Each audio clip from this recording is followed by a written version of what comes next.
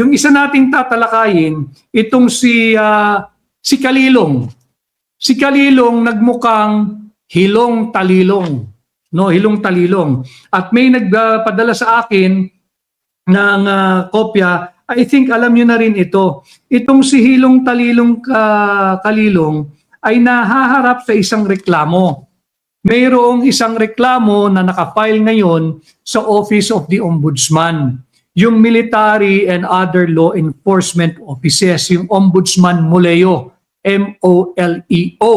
Ibig sabihin po ng M-O-L-E-O, military and other law enforcement offices. Tingnan ninyo kayo na po ang humusga. Wala akong sasabihin, kayo mahumusga. Ang reklamo laban sa kanya, isang joint complaint affidavit with motion for preventive suspension. No? Ito yung kanyang kasong kinaharap. Criminal case, ang criminal case na kinaharap ni Hilong Talilong ay violation of Articles 124. Ano ba yung Article 124 ng Revised Penal Code? Ito yung tinatawag na arbitrary detention. Mabigat na kaso yan, arbitrary detention. Ano? Meron din siyang violation ng Article 126. Ano yung Article 126? Delaying the release ng isang taong under detention at violation of Article 129. Ano po yung 129? Yung search warrants. Pakinggan ninyo Search warrants maliciously obtained and abuse in the service of those legally obtained. Seryosong kaso ang kinakaharap nitong Hilong Talilong na si Agent John Mark S. Kalilong. Yung Hilong Kalilong, ano ba ang ibig sabihin ng Hilong Talilong? Sa mga malalalim sa Tagalog, ibig sabihin nito yung lito, yung tuliro, yung hilo. Hindi niya malaman anong nangyayari, hindi niya mapagtagpi-tagpi ngayon yung kanyang pagsisinungaling. Yan ang ibig sabihin ng Hilong Talilong. And itong si Kalilong, nahaharap sa kaso, ang daming aligasyon dito. Meron din siyang violation ng Article 130 of the Revised Penal Code. Anong kaso yan? Searching domicile without witness. Bawal ho yun. Kasi pag may nagpunta sa inyong tahanan, pulis, kinakailangan yan bago nyo papasukin upang gampanan yung pagsisearch ng inyong tahanan or premises, merong testigo. Kinakailangan yung barangay captain, yung barangay kagawad, kung pwedeng may pari dyan sa tabi ng bahay nyo, may simbahan, pakiusapan yung pari. Kinakailangan mayroong testigo bukod doon sa magpapatupad ng search warrant. Bakit? Upang maiwasan yung pag-aabuso, upang maiwasan yung paglabag doon sa linalaman ng search warrant, sapagkat yung search warrant, malinaw doon, tukoy dapat doon. Ano lang bahagi ng inyong pamamahay ang dapat nilang halughugin? Ano lang ang kanilang hahanapin o hinahanap? Hindi pwedeng open search warrant yan. Malinaw dapat sa search warrant, tukoy dapat yung lugar sa inyong opisina, sa inyong warehouse, sa inyong pamamahay, kung saan man kayo, kung ano lang ang kanilang hahalughugin at ano ba ang kanilang hahanapin. Kaya importante na may testigo dyan. So itong si Agent John Mark S. Kalilong, yung nagpanggap na expert, ay nahaharap sa patong-patong na kaso, pati Article 171, falsification by public officer, employee, or notary, or ecclesiastic minister.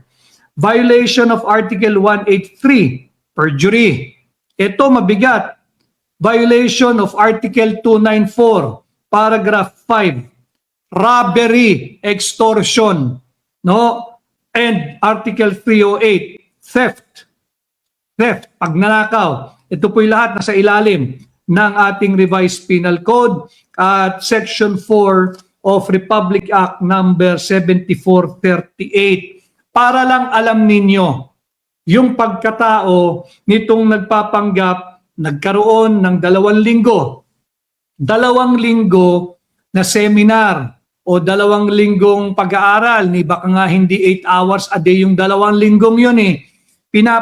pinapalusot na siya ay isang eksperto. Nandito yung kanyang kaso. Final ito February 27, 2026. Ay file ito February 27, 2026 at 3 p.m. 3:52 p.m. No, malinaw 'yan. Na-receive ito sa Office of the Ombudsman Assistance Center sa Pasay base sa impormasyon na ipinarating sa atin. Ano? Baka alam niyo na rin to, pero para malinaw, sino ba yung star witness ng prosecution na kanilang iniharap sa impeachment court? It's a total waste of time. Presenting him to be an expert na hindi naman pala. Tapos, hindi binanggit dito na meron pala siyang kinaharap na kaso at meron pang hiling na ilagay siya for preventive suspension. No, ang kaso niya ay hindi biro-biro. Arbitrary detention, delaying release, search warrants maliciously obtained and abuse in the service of those legally obtained, searching domicile without witness, falsification by public officer, employee, or notary, or ecclesiastic minister, perjury, robbery, extortion, theft, pagnanakaw. Mabigat ang kaso nito. It goes into the very character of the person presented to be an expert witness. Na gustong palusutin na siya ay eksperto at yung kanyang testimonya kahapon ay nagkabutas-butas na. Wasak ang prosecution sa sarili nilang opensa.